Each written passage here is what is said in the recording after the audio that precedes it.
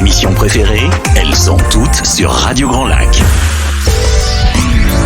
Grandiose, l'émission pour grandir et oser cette vie qui vous ressemble, avec Sonia sur Radio Grand Lac. Bonsoir chers auditeurs, vous êtes en direct avec nous sur Radio Grand Lac. Ce soir, j'ai le plaisir, le bonheur, la joie immense, franchement, d'accueillir Julia. C'est une rencontre très particulière pour moi. Alors tous mes invités sont particuliers, mais cette rencontre-là, elle est atypique. Et justement, ça tombe bien parce que c'est une personne atypique et on va parler de son parcours que je trouve mais tellement incroyable.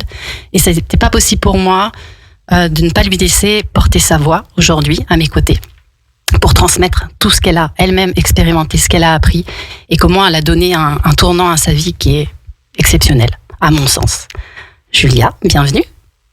Merci beaucoup de me recevoir et de me donner la parole. Avec grande joie, comme je te le disais tout à l'heure. On s'est rencontrés pour la première fois physiquement aujourd'hui. Et j'ai vu qu'une seule chose, c'est ses yeux. Alors ça tombe bien parce qu'en plus ton pseudo Insta, c'est dans les yeux de Julia. Et je crois qu'il se passe beaucoup de choses dans les yeux, hein, c'est le reflet de l'âme, comme on le dit.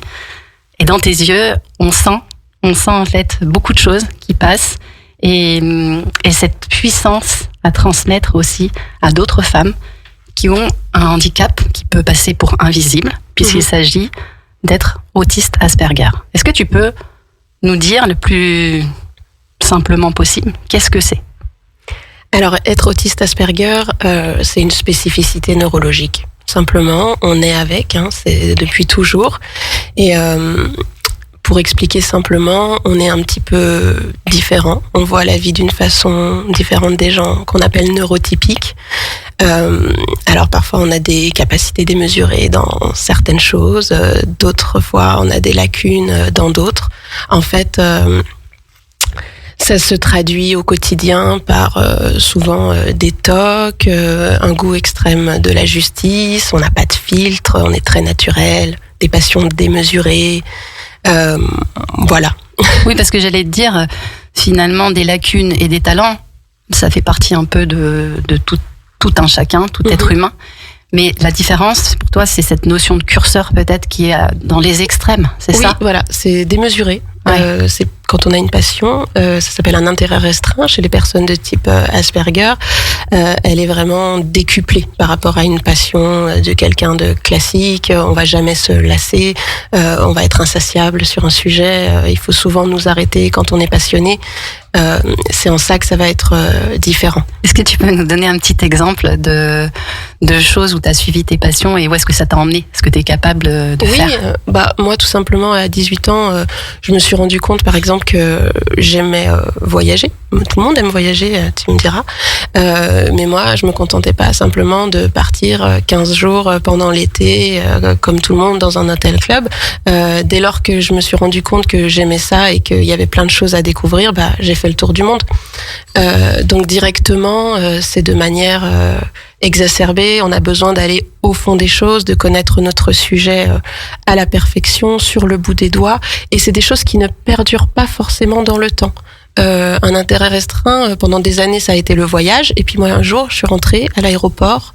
J'ai dit à mon mari, maintenant, c'est fini. J'arrête. Je sors. C'est autre chose. Après, tu bascules sur autre chose. Tu clôt un chapitre. Voilà. Maintenant, mon voyage, ça va être mes enfants. Et à partir de ce jour-là, j'ai complètement arrêté de voyager. Ou très, très, très, très peu. Mais j'ai fait 40 pays en 8 ans. Et en même temps, c'est ce que j'allais te dire, si t'as fait le tour du monde, quelque part, il y avait peut-être plus rien de nouveau. Oui, mais c'est aussi une manière de marquer que Asperger, c'est l'autisme sans déficience mentale. Au contraire, on a souvent un QI un peu plus élevé, etc. Et en fait, une fois qu'on connaît un sujet par cœur, on a besoin de s'intéresser à un nouveau sujet. Donc moi, le voyage, ça a été pendant un temps. Et puis après, c'est ma passion de la maternité qui a pris le relais, tout simplement. Alors, il y a des choses qu'on traîne, entre guillemets, toute notre vie, qui nous lâchent jamais, comme tout le monde. Mais voilà, souvent, c'est des obsessions un petit peu ponctuelles. Quand tu étais plus jeune, est-ce que déjà ça se manifestait comme ça ? Comment t'en es venue à comprendre ta différence ? Alors moi, j'ai toujours su que j'étais différente, mais j'ai jamais su pourquoi. Je voyais que à l'école, j'arrivais pas à rentrer dans le moule. Je comprenais pas là où mes petits copains copines de classe prenaient du plaisir dans les interactions sociales, les jeux, etc. Tout ce qui était, pour moi, tout était futile. Rien n'était intéressant. Quand eux lisaient des bandes dessinées, moi je voulais lire le dictionnaire ou des choses très scientifiques déjà sur la maternité, etc. Quand eux ils voulaient faire les fous, se balancer de l'eau partout, des batailles d'eau, des choses comme ça, je les regardais avec un air, mais c'est ridicule, c'est débile. J'avais pas envie de faire ça. Je ne trouvais pas du plaisir dans les mêmes choses que les autres. Il y avait une forme de maturité, t'étais plus oui, mûre, voilà, j'étais, en fait. Souvent, oui, les personnes autistes, on n'aime pas rigoler, on est des gens psychorigides, enfin c'est ce qu'on montre, c'est ce que les gens croient. Oui, alors c'est les fameuses cases. Les cases, les fameuses. Parce que depuis 1 heure qu'on s'est rencontrés, je vois tout sauf une personne qui est associable ou qui n'a pas envie de rire. Mais je vois plutôt quelqu'un qui croque la vie à pleines dents et qui suit ses envies et qui fait, oui, ce qui l'apporte. Oui, c'est vrai que je croque la vie à pleines dents. J'essaye. C'est pas parce que j'ai un handicap que ma vie doit être nulle et morose. C'est pas parce que les étiquettes disent que je suis censée être psychorigide et me taper la tête contre les murs et ne rien faire de mes journées que je dois l'être. Au contraire, j'essaye de me faire violence, mais tout en gardant, voilà, j'accepte de pas avoir les mêmes plaisirs que les autres.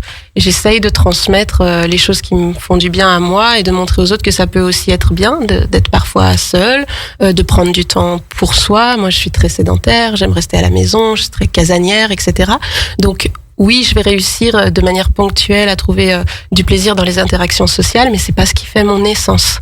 De la même manière que quand je parle d'humour, par exemple, aujourd'hui, je maîtrise parfaitement les codes. Je peux te faire rire s'il faut, etc. Pour autant, c'est pas naturel chez moi. Moi, je prends les choses au sens littéral du terme, donc l'humour à la base, bon. Ça sert à quoi? Ouais, c'est ça, c'est que voilà. Mais après, quand t'es différent et puis que tu vis dans un monde où tout le monde est pas comme toi, t'es bien obligé de t'adapter. Donc, t'apprends. Et donc, tu l'as appris très jeune, ça. Comment tu le vivais, cette différence, quand tu expliquais que tu voyais bien que vous aviez pas les mêmes centres d'intérêt? Est-ce que tu t'es senti rejetée ou comment oui, ça complètement. Moi, j'ai compris que pour rentrer dans le moule et être acceptée dans ce monde dans lequel j'étais tombée, qui me correspondait en rien, il allait falloir être comme les autres. Donc, j'ai pris le chemin. Comme un mouton, gentiment, de tout ce qu'il fallait faire correctement. Donc on m'a dit, il faut faire des études, il faut se marier, il faut faire des enfants. Allez, go, j'ai fait. Et puis, je me suis rendu compte que le vrai bonheur, pour moi, il n'était pas forcément dans ce chemin-là de vie, qu'on m'avait tout tracé. Pour autant, j'ai gardé les codes et aujourd'hui, j'ai ce don de pouvoir verbaliser, ce don de la communication que j'utilise. Je sais, entre guillemets, quoi dire, quand et à qui pour être acceptée socialement. Et voilà, je suis un peu en mode caméléon. J'essaye aujourd'hui porter ce don et de l'utiliser pour que si d'autres femmes se sentent un peu différentes, un peu à part, se sentent pas capables, parce que c'est souvent dur de vivre avec un handicap, avec des gens normaux. Si je peux utiliser cette capacité que j'ai aujourd'hui à transmettre et cet amour que j'ai pour les femmes et que ne serait-ce qu'une d'entre elles m'écoute et puisse repenser sa vie, prendre un peu de recul et se dire mais attends, peut-être que je suis différente, peut-être que tout le monde me fait passer pour folle, mais et si j'étais extraordinaire avec ça? Oui, et si extraordinaire. Oui, c'était ça, ma différence, ma force, voilà. Ouais, donc sortir du... oh là là, tout le monde me dit que je suis un peu bizarre ou un peu spéciale. Et si tout ça, c'était pleinement assumé, c'est-à-dire, ouais, mais carrément, mais je suis super, je suis super fière. Mais qui sont-ils pour juger que moi, je suis différente? De quelle normalité ils partent, en fait? Parce que la normalité, ça serait quoi? Être comme eux, mais on est tous différents. Et c'est ça qui fait la beauté du monde aujourd'hui. Complètement. Et c'est vrai que on aime les étiquettes. On aime les étiquettes en France, pas que. Mais ça rassure énormément notre cerveau aussi. On a besoin de cadres. Absolument. On a besoin de ce système de croyances et de certains conditionnements. Mais à partir du moment où ils ne nous servent plus, c'est comment on arrive à s'en défaire pour choisir ce qui est le plus juste et le meilleur pour soi. Et c'est beaucoup d'ailleurs ce chemin que tu as fait, à rentrer dans les cases. Et à un moment, Qu'est-ce qui a été le déclencheur pour toi de dire bah non, en fait, stop, ça suffit. Je veux plus suivre. Tu vois, à quel moment tu t'es dit j'ai envie de savoir que je sais faire, je sais me mettre dans le moule, mais je sais aussi qui je suis moi profondément. Je crois que ça a été la maternité, mon désir d'enfant. J'avais une passion démesurée pour la maternité depuis ma plus tendre enfance. Je savais qu'il n'y avait pas mieux placé que la maman pour savoir ce qui est mieux pour son enfant. Ça, c'était pour moi, c'était validé, c'était acquis, c'était sûr. À partir de ce moment-là, je me suis dit, je suis en train de créer un être humain. Personne ne peut être mieux placé que moi pour savoir ce qu'il me faut. C'est-à-dire que si j'estime que j'ai envie de dormir toute la journée parce que ça me fait du bien, j'ai pas à écouter ce que les gens pensent de ça, en fait. Que ça soit mon patron, mon mari ou la société de manière générale. Et quand je me suis dit, finalement, je me suis rendu compte que j'étais plus heureuse en m'écoutant, en vivant à mon rythme. Je l'ai fait sous prétexte du bonheur de mon enfant, parce que je voulais qu'il ait, depuis la première seconde, tout ce qu'il lui faut et toujours l'excellence. On va dans un sujet à fond, donc si je faisais un enfant, il fallait que je le fasse parfaitement. Donc il fallait que je m'écoute, que je prenne le temps, etc. Et au fil du temps, j'ai compris qu'en fait, c'est vachement bien de s'écouter et d'arrêter de faire les choses pour les autres. Alors c'est bien d'avoir l'avis de ta mère, de ta belle-mère, de ton mari, des gens qui t'entourent, c'est très important. Mais de garder ce recul, cette capacité de discernement, de faire ses propres choix. Personne ne peut mieux savoir que toi-même ce qui est bon pour toi. C'était valable pour la maternité, ça c'est acquis dans le commun des mortels.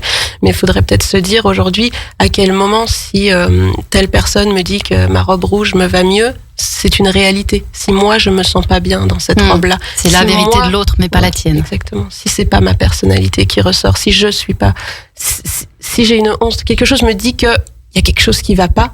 Surtout creuser, se demander pourquoi. Est-ce que c'est le regard de l'autre? Est-ce que c'est moi qui ne m'aime pas? Et travailler sur ce qui va pas pour faire en sorte de faire voler en éclats toutes ces choses qui sont des barrières aujourd'hui au bonheur ultime, qui est de s'accepter comme on est et d'essayer d'avancer dans le monde qui nous entoure avec ces spécificités-là. Le mot que tu as employé tout à l'heure, ça me fait sourire. En fait, la vie des autres, A-V-I-S, et non pas la vie des autres. Exactement. Non, mais moi, je trouve ça formidable, ces gens qui perdent du temps à donner leur avis sur la vie des autres et se dire mais toi, mais si, mais là. Mais en fait, stop, arrête-toi. Arrête de te préoccuper de ce qui se passe dans ma vie à moi et pose-toi la question de savoir si toi, t'es vraiment à ta place. C'est super intéressant. Donc toi, ton déclencheur, ça a été ta maternité. Je pense. Mais après, c'est fondamental. J'ai toujours tout remis en question. J'avais besoin de comprendre. De trouver une explication à toutes les choses de la vie. J'ai eu besoin pendant longtemps de ça. Depuis toujours ? Ouais, depuis que je suis toute petite, oui, je me contentais pas. Si à l'époque j'écoutais la radio, déjà je me demandais, comment ça se fait? Je suis dans ma voiture, j'entends la radio, comment ça se passe, les ondes, etc. Le côté technique, la logistique, j'avais besoin déjà d'aller au fond des choses. D'ailleurs, c'est épuisant, c'est pour ça que les personnes autistes sont toujours épuisées, c'est qu'on a une pensée arborescente et qu'on est incapable de se contenter de réfléchir à une chose à la fois et on creuse. T'es déjà en train d'anticiper tout le temps. Bien sûr. Tout le temps, 10 connexions en même temps. C'est pour ça que les champions aux échecs sont souvent autistes. Oui, exact. Oui. Donc donc comment est-ce que tu gères cette profusion à l'intérieur de ton cerveau? Je le mets en stop. Là, par exemple, je suis dans l'émission de radio. Tu sais trouver ton bouton stop. Oui, j'ai appris à faire abstraction des autres. Par exemple, une difficulté pour moi, ça va être d'emmener mes enfants à la piscine parce qu'il y a du bruit, il y a de la lumière, il y a les gouttes d'eau qui te touchent le corps, c'est plein de choses horribles pour une personne autiste. Je suis tellement capable aujourd'hui de me mettre dans ma bulle que je peux croiser quelqu'un que je connais sans le voir. Parce que en fait, je m'en fous. Pour le bien de mon enfant, il doit aller à la piscine et c'est mon moment avec mon enfant.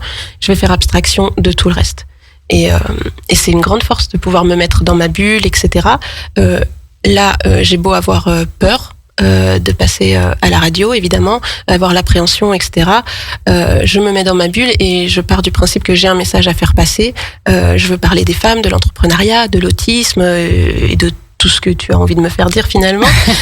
Je ne te ferai rien dire d'autre que ce que tu as envie de dire toi. Et je me mets dans ma bulle et j'y vais en fait. Et je crois que aujourd'hui j'arrive bien à faire ça. Oui, je te confirme parce que ça se voit pas du tout que tu puisses avoir de la peur. Oui, c'est tant mieux. Tant mieux si ça se voit pas, ça veut pas dire qu'elle n'existe pas. Après, c'est qu'est-ce qu'on en fait. Moi, je pense que la peur, elle est productive.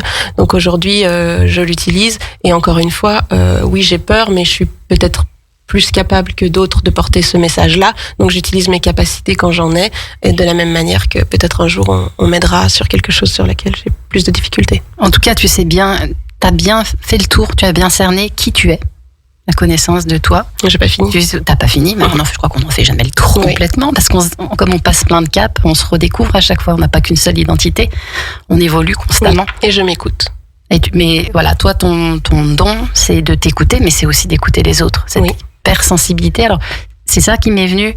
Dans l'autisme, il y a une forme d'hypersensibilité aussi. Ah oui, pas qu'une forme, oui, on est hypersensible. Les 5 sens sont décuplés. Il y a aussi une hypersensibilité de quelque chose que je pourrais pas t'expliquer avec des mots.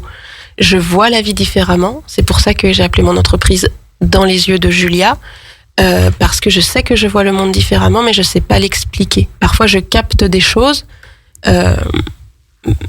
Tu vois, j'ai pas de mots. Ouais, c'est des ressentis. C'est une hypersensibilité inexplicable. Des fois, je sais qu'il faut que j'aille quelque part sans savoir pourquoi. Je sais que c'est mon chemin, et puis des fois, je sais que quelque chose, non.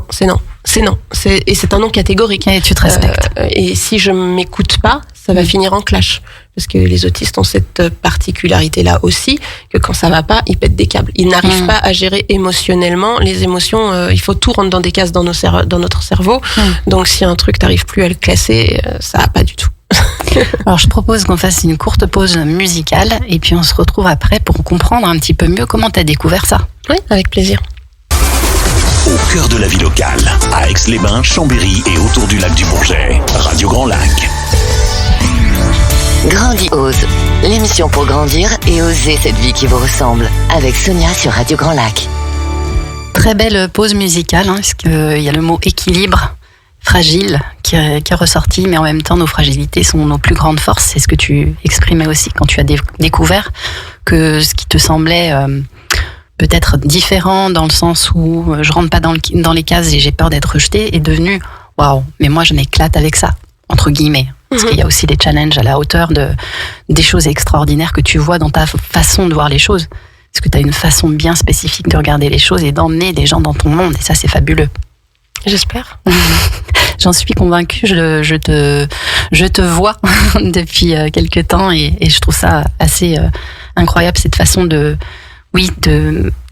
que je te disais tout à l'heure, pour moi, tu fais partie des femmes leaders qui ont vraiment quelque chose à amener à ce monde et au monde féminin par l'entrepreneuriat. On en parlera tout à l'heure. Mais déjà, je voulais te poser cette question. Finalement, tu n'as pas su que tu n'as pas été diagnostiquée jeune. Non. Donc, tu as fait tes propres apprentissages pour comprendre jusqu'au jour où... Oui, jusqu'au jour où, à l'âge de 30 ans, je suis chez moi, tranquillement, je regarde la télévision un après-midi... Et là, je découvre, c'est la semaine de sensibilisation à l'autisme, comme quoi ça sert à quelque chose. Il y a une émission, on interviewe une femme, elle parle d'elle.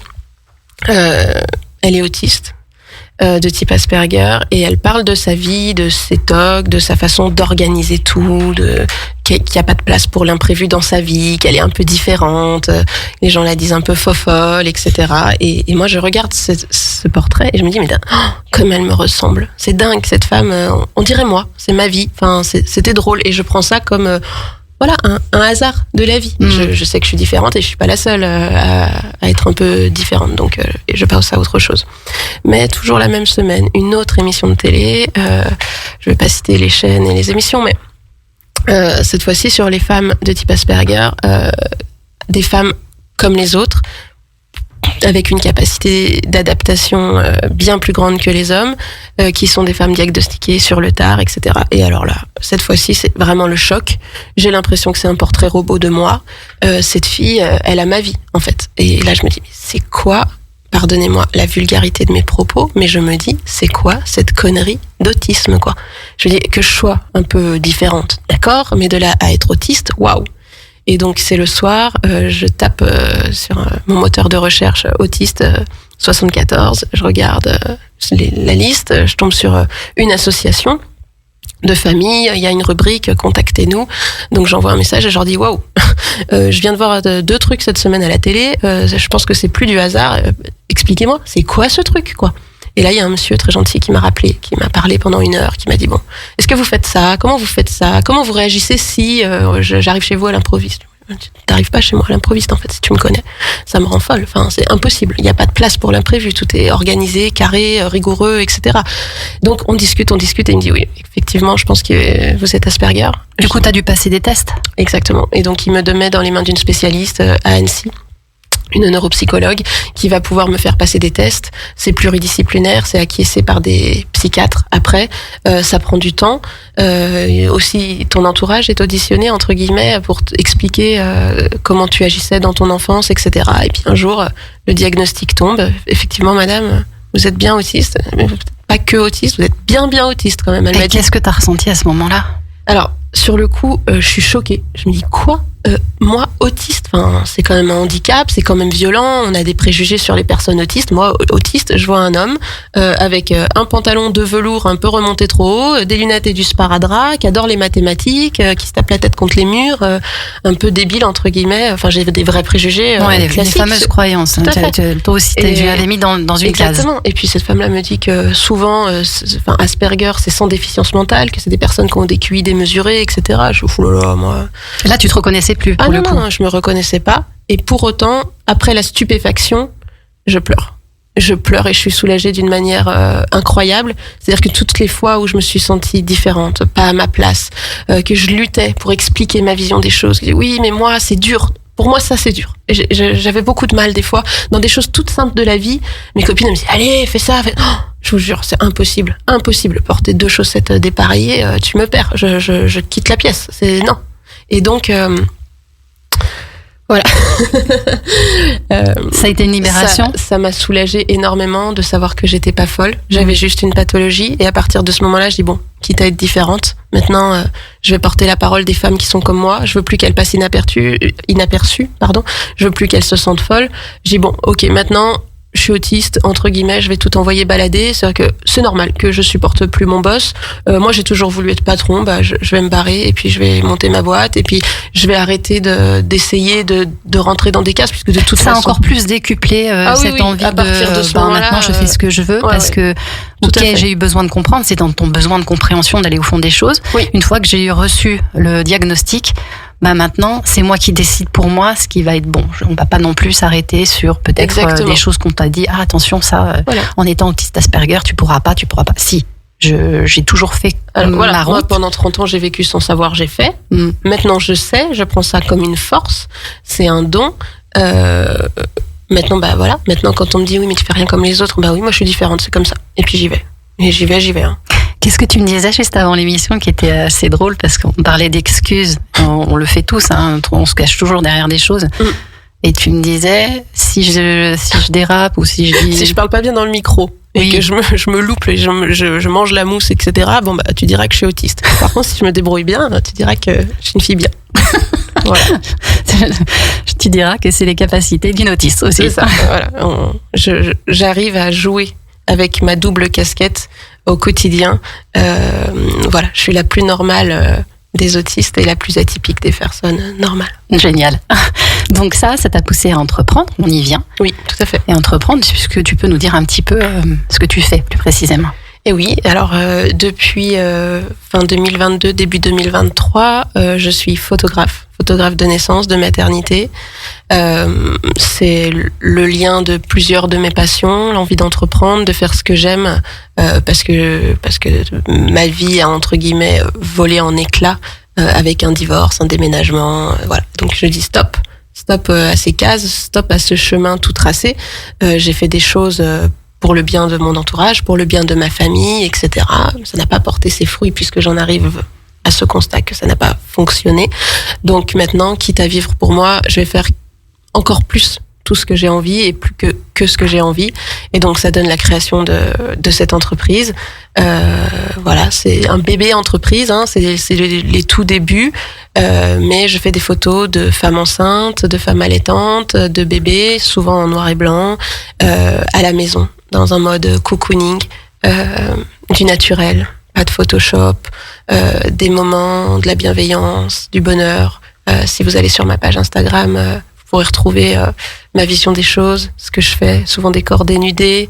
Il y a des interviews aussi qui ont été faites récemment sur ma vision des choses. Je photographie des accouchements, puisque évidemment je fais rien comme tout le monde, donc quitte à faire des photos, autant que ça soit des trucs un peu plus trash et moins conventionnels. C'est la réalité, en fait, c'est ce qui se passe dans la vie. Tout à fait. Photographie la vie dans toute sa palette de couleurs aussi. Tout à fait. Et moi, je trouve de la beauté dans des choses dans lesquelles les gens ne trouvent pas de beauté. Et donc, j'ai envie de montrer. Tu peux nous donner un exemple au-delà de alors l'accouchement en est un, j'imagine. Bien sûr. Quoique l'accouchement, c'est quand même beau. L'accouchement, ce qui vient en premier, c'est oh là là, mais tu photographies des choses voilà, pleines de sang, etc. C'est pas ce qu'il y a de plus beau chez la femme, etc. Mais c'est quand même l'origine du monde.